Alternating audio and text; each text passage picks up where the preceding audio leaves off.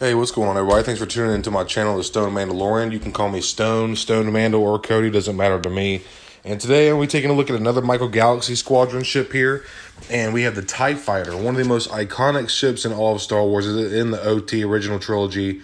And just a really cool ship all around. This is one of the coolest, most underrated toy lines as far as Star Wars goes, in my opinion. Boxes are really cool. You see the kind of back and what other vehicles come in the wave and stuff like that. They got really cool backdrops in the packaging. This TIE Fighter doesn't have a lot of features, and it doesn't do a lot, but a lot of the vehicles have quite a lot of features. But this TIE Fighter, there's not much to talk about here, but it is a cool ship. It is a part of the line, very iconic piece of Star Wars, and I do want to cover it and have it on my channel. This is a cool ship. They're pretty cheap nowadays. You can get them for a fairly decent price. And I just really love this line, man. So let's not waste any more time. Let's get a closer look.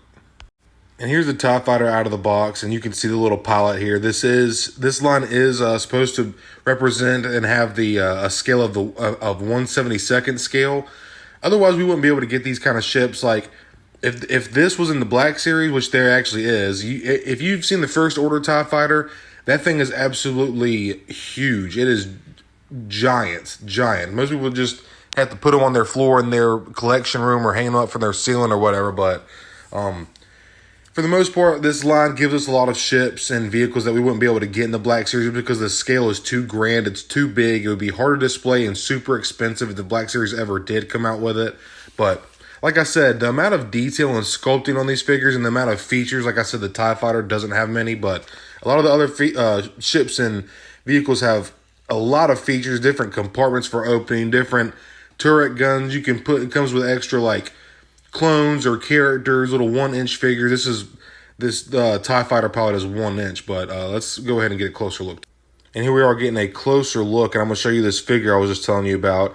These figures are like about 1 inch or slightly under. There is some decent paint on here. You can see the sculpt. You can definitely tell that this is a TIE Fighter pilot stormtrooper, so got the black with little bits of silver on here. Looks really good.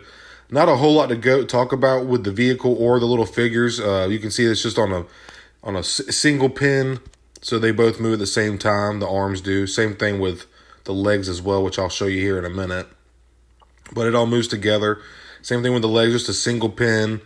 I think you can articulate them individually, but they just move naturally together. But put that to the side and get this in focus for y'all real quick. And now we're going to take a look at the TIE Fighter itself. And just a lot of cool sculpting. And like I said earlier, a very criminally underrated line in my opinion. So cool. So awesome. Looks like it was a little spot kind of come loose. But you can see this little valve hatch, the cockpit. And I'll try to give you a little look-see in there. You can see where the seat goes and his controls and stuff like that. And you can see this little button I'm pressing right here on the bottom. If you're putting your pilot in there and you have some trouble getting them out, that seat would just kind of raise them up so you can.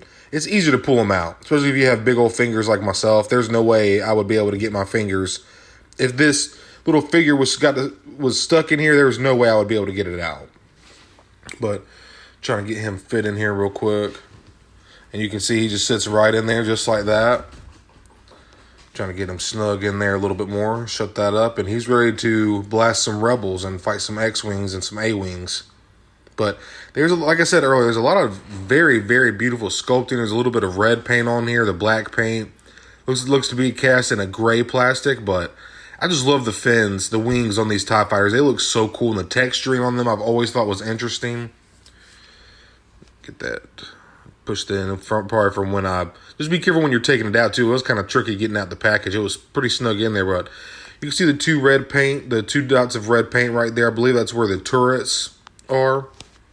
And on the side right here, just like I was saying earlier, just some really beautiful, cool sculpting. I love this so much. I love it. So anything from the OT, I'm a sucker for. So, and the thing about the OT is everything was just so industrial looking.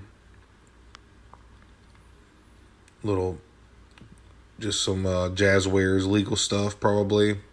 But yeah, really, really awesome sculpt, man. Very clean paint that's on here. Cool texture. And look at that detail right there. That is a lot of minute, fine sculpting, man. And that is pretty much everything I've gone over for the TIE Fighter. Like I said, a lot of the other vehicles have a lot of other features and cool things that they do, little gimmicks and stuff, but not a whole lot going on for the TIE Fighter. And it doesn't need to have a lot going on for it. The look alone is so iconic from the original trilogy. That's really all you need, man. And I just love this vehicle so much. I love this line in general. 1/72nd scale, like I said earlier in the review. We wouldn't be able to get this in Black Series. We could, but it would be very expensive and a very grand scale. We do have a TIE Fighter, the First Order TIE Fighter in the Black Series, but that's all I have for the review to y'all. I hope y'all enjoyed it. Pick up this little ship. It's a lot of fun. I hope you enjoyed this review. Leave me a like and subscribe. May the Force be with you. Just real quick, I wanted to show y'all how I have these hung up. As you can see, I have a couple of my Micro Galaxy ships hung up here. I don't have a lot, but I do have a couple.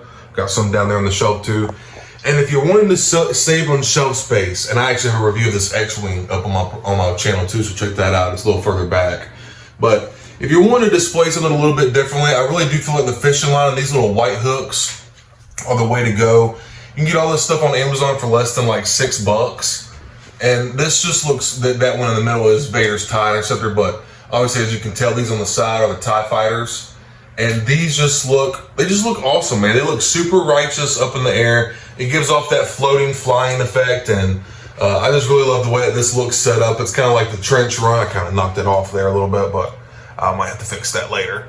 Either way, you get the idea. It's kind of like Vader and the two TIEs chasing Luke down the Death Star trench, but just wanted to show y'all that if y'all are looking for ideas and wanted to display y'all stuff and save as much shelf space as you can, that's the main thing with my thinking is I want space for figures, but some do look cool on the shelf, as you can see. But if you I'm got a review coming on this very soon, so be on the lookout for that. The Ghost from Rebels, got the Phantom coming in. But like I said, I'm gonna keep this short. I don't want to ramble too much because I do have a tendency to do that with anything Star Wars. But yeah, if you're looking for a really cool way to display your MGS and you want to keep some space on your shelves open, this is the way to go, man. Thanks for checking out the review, y'all. May the Force be with you.